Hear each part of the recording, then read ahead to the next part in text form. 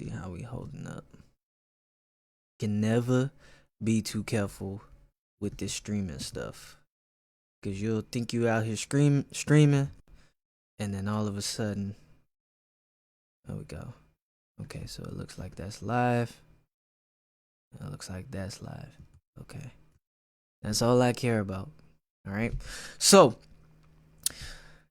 Hey friend, welcome back to another episode of my Facebook Live. This is episode 7. I just kind of want to tell you guys, if you aren't aware, because this is reposted on YouTube. If you aren't aware, we go live every Thursday at 7 p.m. I don't think I've missed a day. Yes, I missed a day. I missed 1 week. No, actually, I didn't miss a week. I just postponed it to the next day. But none of that matters. We are here tonight on time. So I'm going to kind of get into it. Tonight is more about protecting your well-being. And I kind of want to tell you about how to protect your well-being by kind of giving you an anecdote or, kind of like my way of living, for lack of a better phrase, based on how I live my life, okay? I just want to point out the fact that whatever I teach you guys, okay, so I value it. Everything that I value is what I teach. And everything that I teach is what I value, okay? And if that doesn't make sense, hopefully it will make sense by the end of this video, okay? So you might be asking, what is it that you care about, Izzy? What is it that you do to protect your well-being? Everything that I care about as far as well-being can be summarized within 3 categories, okay? And they kind of form like this little triangle aspect. And I don't know if this has been anything published, but it is something that I've been thinking about for a while. I don't have a name for it, but for right now am calling it the triangle of well-being. Okay, let's just call it that tonight. So what is I am distorting, so hold on, let me turn this down a little bit. So what is the triangle of well-being? The triangle of well-being, like I said, is 3 main categories, and in these categories, some aspect of your life, I believe, if it's out of balance, it could either be one of these 3 categories, or it could be a combination of all 3 of these categories. And within these 3 categories are kind of like subcategories and subtopics that, you should be working on, right? And if something is off and something's out of balance, I believe that that's when we experience kind of like the hardships and things like that. And it doesn't mean that if you get these right, then your life is going to be perfect. It just means that if something is going down, you can look within one of these 3 categories, okay? What are those 3 categories? Those 3 categories are health, wealth, and love, okay? And by now, I hope it's starting to make sense, okay? So we're going to talk about it. Health. What do I mean by health? Okay, so to me, health is paramount, all right? Health is something that if you don't have your health in order, you kind of like can't, you're not in a position to worry about the other things, okay? Like I said, if your health is in jeopardy, nothing else matters. Me personally, I want to enjoy every aspect and every second of my life that I am here on earth, okay? Now, when I talk about health, there are 3 main things that I talk about when it comes to health, and you probably know this, okay? It is physical health, mental health, and spiritual health. The mind, the body, and the soul, okay? All right. And the reason why I say health is paramount is because I believe that when you have peak health, when you have optimal health, you peak in everything that you do. Okay, what do I mean by that? All right. What good is it to have all of the money in the world if you don't have good mental stability? All right. What good is it to have all the money in the world when you're in the hospital and you're using all of your money to spend and to pay for hospital bills, okay, and things like that? What good is it to have money if what's the last one? Spiritual health. Okay. What good is it? I'm trying to figure out a way to incorporate spiritual health in this, but you get my idea. Same with love, you know what I mean? Like, if your health is not up to par, you could ultimately shorten the time that you're here with loved ones. And I want you guys to be here as long as possible. I want to be here for as many generations that I can be. I know there's a lot of people that say, "Oh, this world is messed up," and they don't really care about the world, whether they're here or not. And it's like, me, I look at things differently. I'm like, I want to see why I'm on this earth. I want to know all there is to know. Okay. The next category is wealth. And me being a finance coach, you guys know that I love everything finance. I'm a finance enthusiast, as I call myself. Okay. With that said, I do believe that money is not everything. Okay. That's one thing I don't want to teach you guys, is to believe that money is everything, because money is not everything. But what money does is it gets you, it provides you options. It buys you a quality of life. That's why I continue to say that you don't work to pay bills. You work to enjoy life. And the more money you make, the more possibilities that you have. It doesn't mean that, you make all this money and then you blow it all just to enjoy the quality of life. You set a quality of life, and you then, the more money you make, you have more possibilities and more, options when you have more money.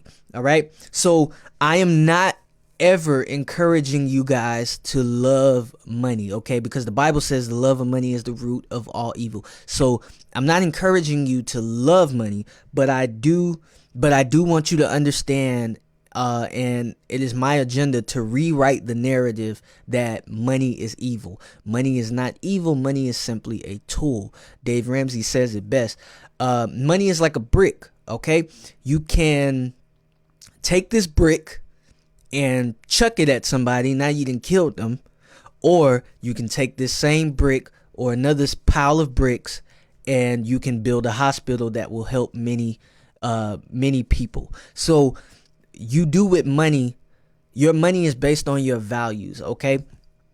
Money does not control anything. Money simply is an extension of the person who's spending it, okay? What money also does is money allows you to buy time, okay? So when you make money, when I make money simply to buy my time and ultimately not have to work anymore. So, I use this example a lot. I could mow my own lawn. I could wash my own car. I could, get my own groceries and things like that. But I don't like doing that. I don't care for that stuff. Okay. It's not that I don't want to do it, because I can do it. It's not that I can't do it, because I can. It's just that I don't want to do that stuff. That's not how I envision spending my weekends. It's not how I envision spending my time. Okay. I don't want to spend, even if it's an hour or two, I would not do that. I would not like to spend my hour in a grocery store or mowing a lawn or, getting my car washed. I pay to have those things done. You get what I'm saying? So that's pretty much how I feel about money, okay? Also, peace is wealth, okay? When I talk about wealth, I'm not talking about just money, okay? I mean peace, Peace is wealth, okay? Your time is your wealth. Again, like I said, your time is your greatest asset. You can always make money. You can never make more time. All right? Love and temperance is wealth, okay? The ability to know when to be patient and know when to strike. The ability to know when you should speak your mind and when you should surrender for another opportunity. Okay. We have a saying in the black community, when you keeping it real. Okay. There's a lot of times when keeping it real can go wrong. The ability to turn that on and turn that off is wealth. Okay. Because that can get you in a lot of places. That can put you in a lot of places. And this this time around, I'm glad that I knew when to be patient and I knew when to strike, because when I struck big. I ended up getting a better job. I ended up getting a better situation, able to now afford a house, really. So but it came from the ability to be patient and also knowing when to strike. That is wealth. All right. So when you do this right, if you do your money right, if you do everything that comes with wealth, in wealth right, there will be nothing that you can accomplish. Okay. When you take care of your future self, when you speak your mind versus when you hold back sometimes, when you when you appreciate time and when you do all of these things, there will be nothing you can't achieve, and your future self and the opportunities that will come to you will be an accumulation of all of these things put together. Last but not least, we have love. Okay. Now, growing up, I still am. I am very much an introvert. Anybody that knows me knows that I value my alone time like nobody's business. Okay, I love being around people, but there are many occasions, more than most, where I'm just like, I just need to be in the house. But I am learning that I need to definitely value love, and just in the recent years I've been growing accustomed to valuing relationships and and friendships and things like that. So and the reason why is because I had this sudden epiphany that we are on this planet to help each other. We need each other. Okay, you didn't get put on this planet to do things by yourself, otherwise it'll be just you. Okay. Like I said, I placed a high value over spending more time with friends and family while I'm not while I'm not in pursuit of looking for a relationship at the current moment. I will be looking for someone to kind of like extend what I'm already doing, spending my life with, or possibly spending the rest of my life with. All right.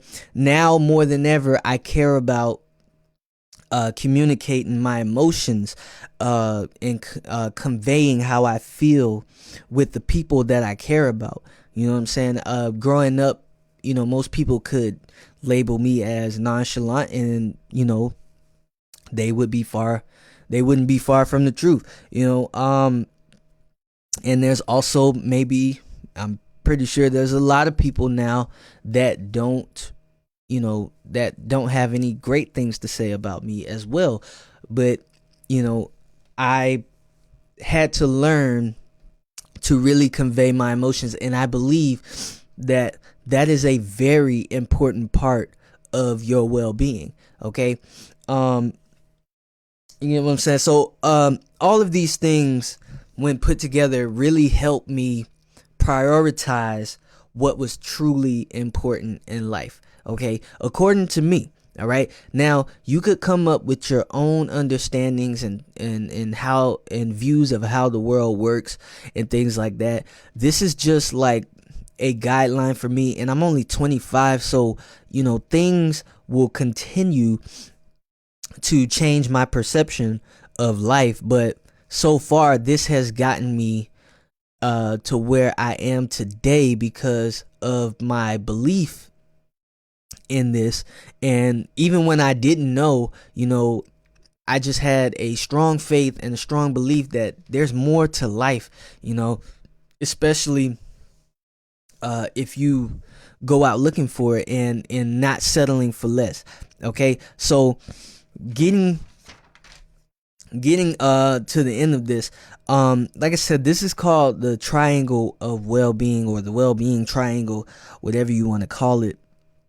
And like I said, it's health, wealth, and love. This thing is very crucial. And I can't possibly take all the credit for it. I can't take all the credit for it. It did come from a lot of reading, kind of like self-development books, not self-help books, self-development books. One book that really stood out to me was The Big Leap by Gay Hendricks. He's a psychologist. Very, very wonderful book. Very wonderful book. Another book that I've read was called The Compound Effect by Darren Hardy. Another book was what's that book? The One Thing by Gary Keller. Those are some wonderful books when it comes to really focusing on what's truly important and sticking to that thing until you start to see results. So if you would like any of those books, you're in luck, because I do have an affiliation with Audible, and right now, if you sign up, you get a free book. Okay, so I'm giving you a free book. I want to put this link in the description right now. Well, not in the description. I'm talking like I'm on YouTube. Well, if you are on YouTube, I'm putting the link in the description. But I want to give you a free audiobook, okay? I want to give you a free audiobook, and I want to give you 30 days to try out Audible, okay? So, like I said, the 3 books that I mentioned is The One Thing by Gary Keller, The Compound Effect by Darren Hardy, and what was the last one? The Big Leap by Gay Hendricks. If I had to choose one, I would definitely go for The Big Leap. That, I believe, is the game changer book. Okay, that is the game changer. And then after that, you can also go on Audible, right? Because you got this free 30-day trial. So I want you to also check out, if you do check out The Big Leap, follow that up with The Joy of Genius. Okay, so Gay Hendricks talks about operating in your zone of genius in The Big Leap, but then he also kind of like goes deeper into that with this book called The Joy of Genius. I believe that is a free Audible Plus book, or that is a Audible Plus book. So whatever membership you choose, you will have access to that book. All right, so definitely check that out. Here is the link right here, and that's the link to get a free book and a 30-day free trial. Also check out my YouTube channel. I have new videos that I post every Wednesday. The recaps of this Facebook Live goes the recaps of last week live go live every excuse me, my throat. They go live every Thursday. Okay, so but I do post a new video on YouTube every Wednesday. All right, so check out my YouTube channel. There's my YouTube channel. And last but not least, like I said, I am a finance coach. So if you are in need of financial help, or basic financial literacy, or just getting out of debt, or just overall trying to figure out how money works, because we're all trying to figure it out, but I'm here to help. You get what I'm saying? And I want to start you off with sort of kind of like a free 5-step guide. So you can download that by going to my actual website and downloading that. It is free. All I ask is that you provide an email so that I can send it straight into your inbox. Okay, I'm not here to spam you. I'm not here to sell you on anything. I'm here to help as many people as I can. So here's the link to that. And that is my new money mindset guide. All right, guys. But that has been another episode. Okay, pretty short compared to the episodes that I do. But yeah, I'll see you guys next week. I've been Izzy, your virtual mentor, and until next time, peace.